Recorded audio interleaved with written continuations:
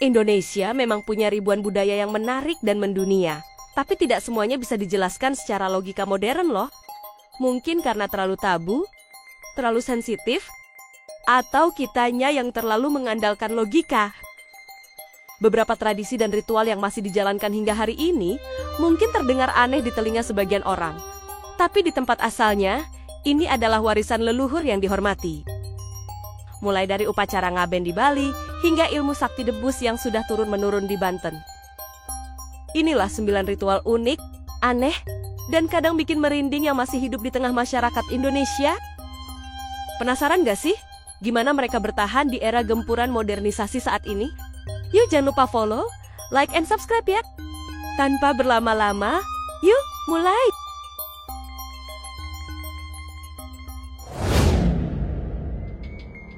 Sembilan, ritual pemanggilan roh lewat boneka atau jailangkung. Kita mungkin sudah akrab dengan ritual jailangkung, ya? Ritual ini memang seringkali ada di dalam film horor. Tapi sebenarnya, ini merupakan sebuah ritual pemanggilan arwah kuno yang dilakukan di banyak daerah Indonesia. Dengan cara memakai boneka berpakaian adat, dipakai sebagai medium untuk roh turun, dan menulis jawabannya di papan. Penelitian majalah Mistis Indonesia edisi 2005 menyebut, jailangkung memiliki akar dalam ritual pemujaan roh leluhur, meski sekarang lebih banyak dimainkan untuk hiburan. Masih ada komunitas spiritual yang menganggapnya sebagai media komunikasi serius. Namun tak sedikit pula, masyarakat yang menyalahgunakan makna dan esensi dari ritual ini. Banyak yang menganggap hanya gimmick, acting, ataupun settingan. Karena realitanya ritual ini memang sering dipakai untuk kebutuhan entertainment, seperti acara TV maupun film.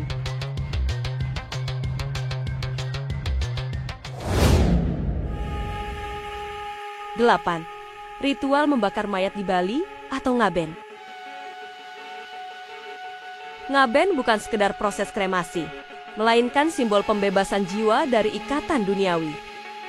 Bagi masyarakat Hindu Bali, kematian bukanlah akhir, melainkan awal dari perjalanan roh menuju alam spiritual.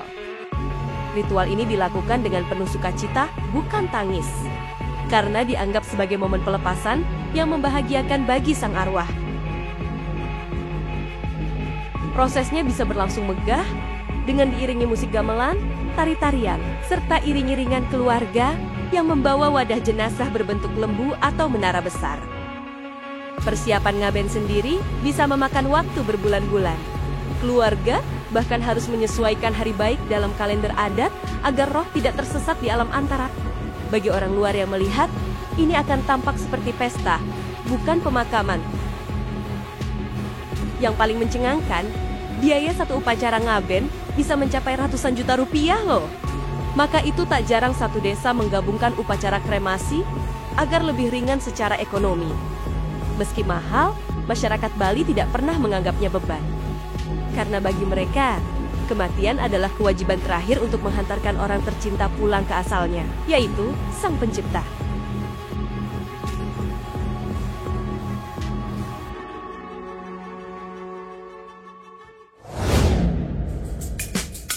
Tujuh, tradisi masak massal dengan batu panas ala masyarakat Papua. Bakar batu adalah tradisi yang menggabungkan elemen spiritual, sosial, dan kuliner. Batu dipanaskan dalam api besar, lalu digunakan untuk memasak daging, sayur, dan umbi-umbian dalam lubang tanah yang dilapisi daun. Tradisi ini dilakukan saat kelahiran, perkawinan, atau penyambutan tamu kehormatan. Semua warga ikut berperan, mulai dari menyiapkan makanan, menyusun batu, hingga membacakan doa-doa adat sebelum proses dimulai.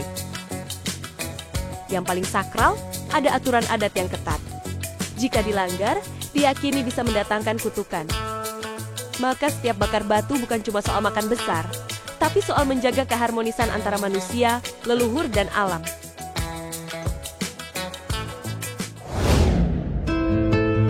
Enam, lukah gilo atau bambu kesurupan yang mengamuk di tengah malam.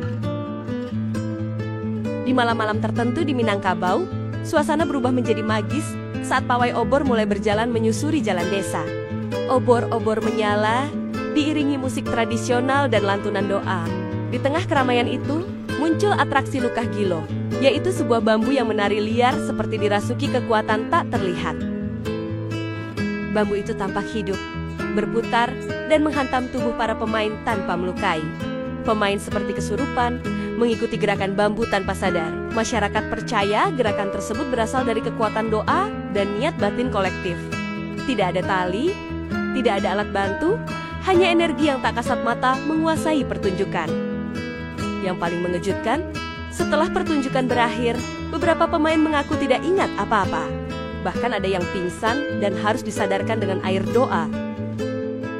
Bagi sebagian penonton, Lukah Gilo adalah hiburan. Tapi bagi yang percaya, ini adalah panggung pertemuan antara dunia manusia dan kekuatan alam gaib yang tidak main-main.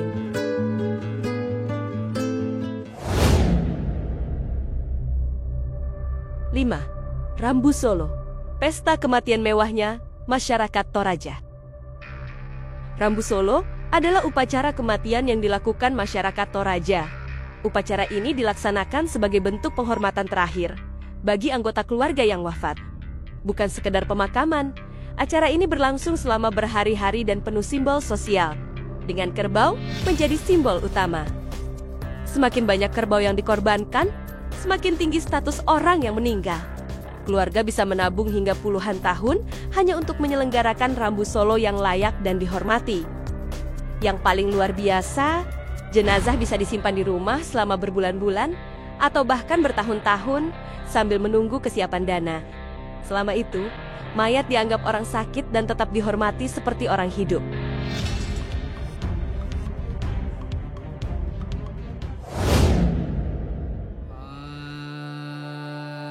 4. Ritual Kasada dengan melempar sesajen ke kawah gunung. Yajna Kasada adalah ritual sakral tahunan masyarakat suku Tengger yang tinggal di sekitar Gunung Bromo. Mereka membawa hasil bumi dan hewan ternak untuk dilemparkan langsung ke kawah sebagai wujud syukur dan permohonan berkah kepada Sang Hyang Widi, yaitu Tuhan dalam ajaran Hindu. Ritual ini dilakukan setiap malam ke-14 bulan Kasada dalam kalender Tengger.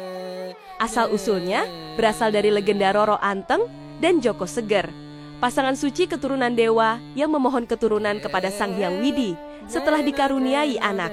Mereka harus mengorbankan si bungsu ke kawah sebagai syarat perjanjian. Sejak itulah, Yajna Kasada dilakukan sebagai simbol pengorbanan, penghormatan, dan hubungan spiritual antara manusia dan alam semesta.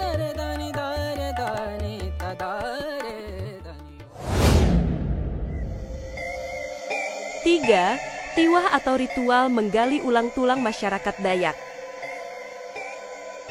Tiwah adalah ritual suku Dayak Ngaju untuk memindahkan tulang jenazah yang telah dikubur ke rumah khusus bernama sandung. Prosesi ini disertai tarian, musik, dan kurban hewan seperti babi atau kerbau. Tujuannya bukan sekadar adat, tapi membantu roh mencapai alam baka dan mencegahnya gentayangan di dunia manusia. Yang mencengangkan, sama halnya dengan ritual Rambu Solo masyarakat Toraja tadi, keluarga bisa menjual harta atau menabung bertahun-tahun demi menyelenggarakan tiwah yang layak. Semakin megah ritualnya, semakin tinggi pula kehormatan keluarga di mata adat. Bagi mereka, kematian bukan akhir, tapi panggung terakhir untuk menunjukkan cinta dan kehormatan leluhur.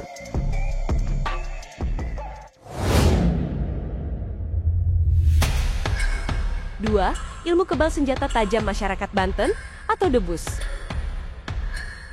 Debus adalah tradisi spiritual masyarakat Banten sejak abad ke-16 yang menampilkan kekebalan tubuh terhadap senjata tajam, api, bahkan racun. Para pelaku menyayat tubuh sendiri, menjilat pedang, hingga membakar kulit tanpa rasa sakit. Ini bukan sekadar hiburan, tapi bentuk latihan batin dan keyakinan penuh pada perlindungan ilahi. Kekuatan debus diyakini datang dari puasa, zikir, dan ketulusan niat. Jika batin pelaku tidak bersih, luka bisa benar-benar muncul. Bagi orang luar ini tampak ekstrim, tapi bagi masyarakat Banten, debus adalah simbol keteguhan iman dan warisan spiritual dalam melawan rasa takut dan kejahatan.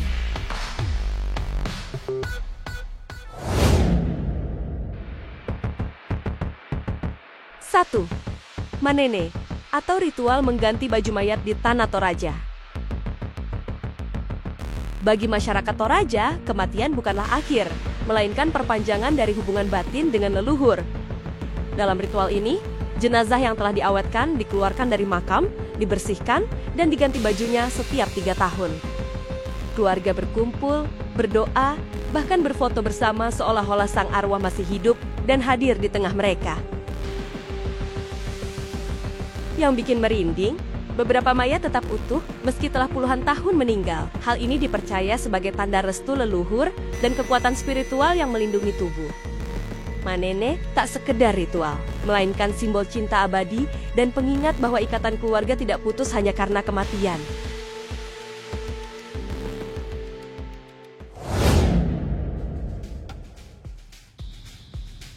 Nah, itu dia 9 ritual sakral yang masih dipercaya di Indonesia sampai sekarang. Tradisi-tradisi ini membuktikan bahwa spiritualitas di Indonesia jauh lebih kaya dari yang kita kira. Beberapa terdengar ekstrim, bahkan bikin merinding, tapi semua punya makna mendalam yang tertanam kuat dalam budaya. Di balik kesan horor atau mistis, ada cinta, penghormatan, dan rasa syukur yang diwariskan turun-temurun. Dari semua ritual tadi, mana yang paling bikin kamu gak habis pikir? Atau kamu pernah melihat salah satunya langsung? Tulis pengalamanmu di kolom komentar. Dan jangan lupa like dan subscribe untuk konten unik lainnya dari seluruh penjuru Nusantara, bahkan dunia.